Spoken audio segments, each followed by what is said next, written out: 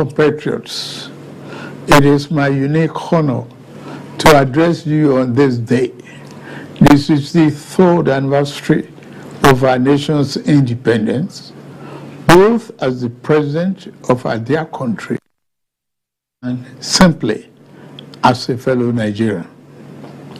On this solemn yet hopeful day, let us commend our founding fathers and mothers. Without them, there would have been no modern Nigeria.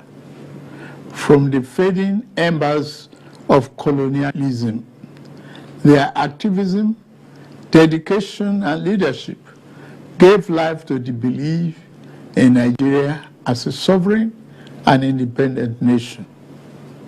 Let us, moment, affirm that as Nigerians, we are all endowed with the sacred right and individual gifts that God has bestowed on us as a nation and as human beings. No one is greater or lesser than the other. The triumph that Nigeria has achieved shall define us. The travails we have endured shall strengthen us. Other nation or power on this earth shall keep us from our rightful place and destiny.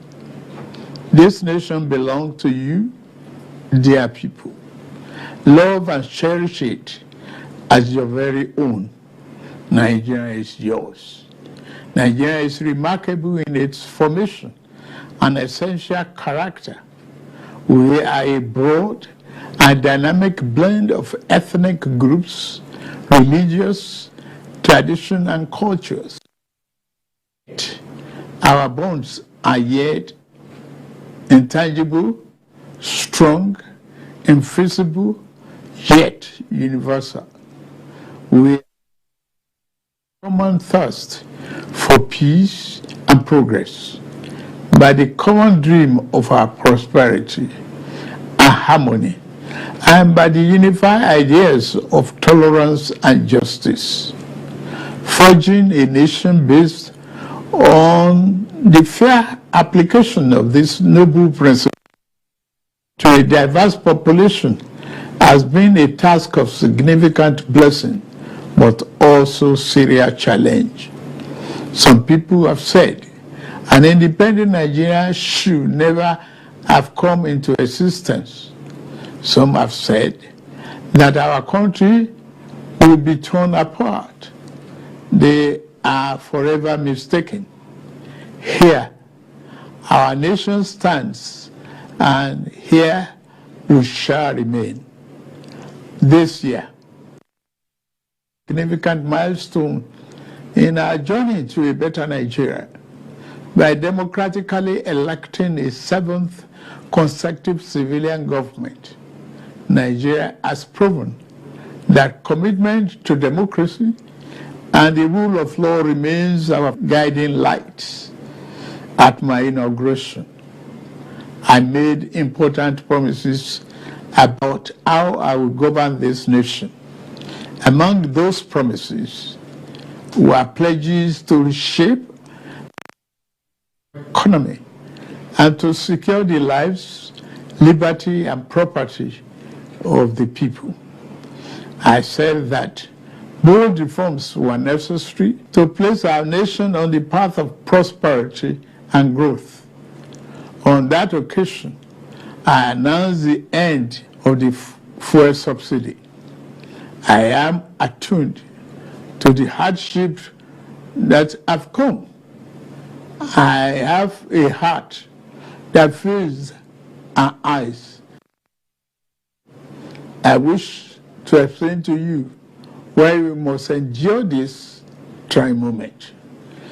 Those who sought to perpetuate the fuel subsidy and broken foreign exchange policies are people who will build their family mansion in the middle of a swamp. I am different. I'm not a man to erect our national home on a foundation of mud. To endure, our home constructed on safe and pleasant ground. Reform may be painful, but it is what greatness and the future require. We now carry the cost of reaching a future Nigeria where the abundance and fruit of the nation are fairly shared among all, not hoarded by a select and greedy few. A Nigeria where hunger, poverty, and hardship into the shadows and ever-fading past. There is no joy in seeing the people of this nation shoulder burdens that should have been shared years ago. I wish today's difficulties did not exist, but we must endure if we have to reach the good side of our future. My government is doing all that it can do to ease the load. A path we are taking to relieve the stress on our families and households. We have embarked on a several sector reform to stabilize the economy, direct fiscal and monetary policy to fight inflation, encourage production, ensure the security of lives and property, and lend more support to the poor and the vulnerable. Based upon our talks with leaders and other stakeholders, we are introducing a provisional wage award increment to enhance the federal minimum wage without causing undue inflation. For the next 6 months, the average low-grade worker shall receive an additional 25,000 naira per month. To ensure better grassroots development, we set up an infrastructure support fund for states to invest in critical areas. States have already received funds to provide relief packages against the impact of rising food and other prices. Making the economy more robust by lowering transport costs shall be key. In this regard, we have opened a new chapter in public transportation through the development of cheaper, safer, compressed natural gas, the CNG, bus. These buses will operate at a fraction of current fuel prices, positively affecting transport fare. The new CNG conversion kits will start coming in very soon, as all hands are on deck to fast-track the usual lengthy procurement process. We are also setting up training facilities and workshops across the nation to train and provide new opportunities for operators and entrepreneurs. This is a groundbreaking moment where, as a nation, we embrace more efficient means to power our economy. In making this change, we also make history. I pledged a thorough house cleaning of the den of malvisions the CBN has become. That house cleaning is well underway. A new leadership for the central bank has been constituted. Also, the special investigator will soon present its findings on the past lapses and how to prevent similar recurrences. Henceforth, monetary policy shall be for the benefit of all and not the exclusive province of the powerful and wealthy. Wise tax policy is essential for the economic fairness and development. I have a committee on tax reform to improve the efficiency of tax administration in the country and address fiscal policies that are unfair or hinder the business environment and slow our growth. To boost employment and urban incomes, we are providing investment funding for enterprises with greater potential. Similarly, we are increasing investment in micro, small, and medium-sized enterprises.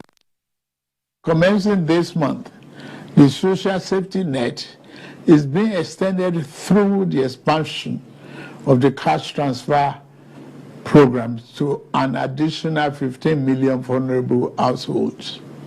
My administration shall always accord the highest priority to the safety of the people.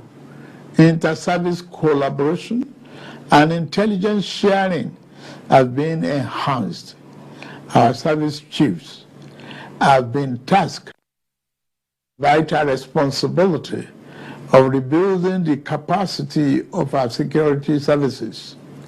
Here, I salute and commend our gallant security forces for keeping us safe and securing our territorial integrity. Many have paid the ultimate sacrifice. We remember them today and their families. We shall equip our forces with the ways and means needed to perform their urgent task of the people.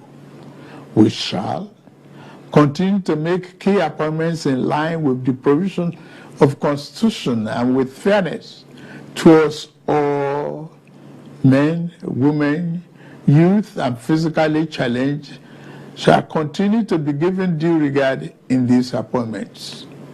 May I take this opportunity to congratulate the National Assembly for its role in the quick takeoff of this administration through the performance of its of confirmation and oversight. I similarly congratulate the judiciary as a pillar of democracy and fairness. I also thank members of our dynamic civil society organizations and labor unions for their dedication to Nigerian democracy. We may not always agree, but I value your advice and recommendations. You are my brothers and sisters, my due respect.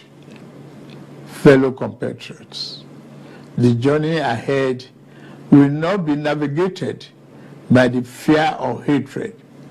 We can only achieve our better Nigeria through courage, compassion, commitment as one indivisible unit. I promise that I shall remain committed and serve faithfully. I also invite all to join this enterprise, to love nation into its better self. We can do it. We must do it. We shall do it. I wish you all a happy 63rd Independence Anniversary. Thank you very much for listening. May God bless the Federal Republic of Nigeria and bless all of you.